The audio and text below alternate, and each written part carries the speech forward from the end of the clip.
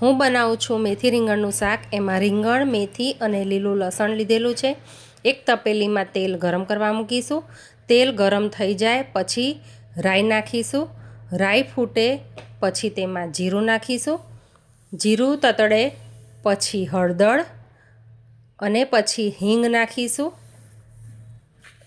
એના પછી 3 નંગ ધોઈને સમારેલા રીંગણ લીધેલા છે એ રીંગણને નાખીને હલાવી દઈશું અને પછી તેમાં સ્વાદ પ્રમાણે મીઠું નાખીશું અને રીંગણને બરાબર મિક્સ કરીને પછી તેને ઢાંકી દેવાના છે અને ઢાંકીને 3 થી 4 મિનિટ સુધી ચડવા દેવાના છે।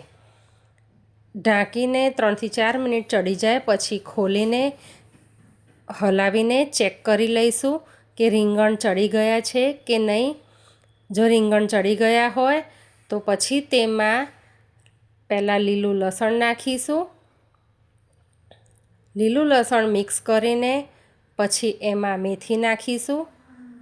મેથી નાખીને થોડું મિક્સ કરીશું અને પછી તેમાં બાકીના મસાલા કરવાના છે। મિક્સ કર્યા પછી એમાં ખાંડ નાખીશું। ખાંડ 1.5 ચમચી નાખવાની છે કારણ કે મેથીની કડવાશ હોય છે એટલે 1.5 ચમચી ખાંડ નાખ્યા પછી 1 ચમચી મરચું નાખીશું। મરચું નાખ્યા પછી 1 ચમચી ધાણા જીરું નાખીશું અને પછી બધા મસાલાને મિક્સ કરવાના છે। બધું મિક્સ કરી દીધા પછી ઢાંકીને ફરીથી 2 મિનિટ ચડવા દેવાનું છે જેથી મેથી અને લીલું લસણ બરાબર ચડી જાય અને બધા મસાલા એકબીજામાં ભળી જાય। પછી ખોલીને ચેક કરવાનું છે।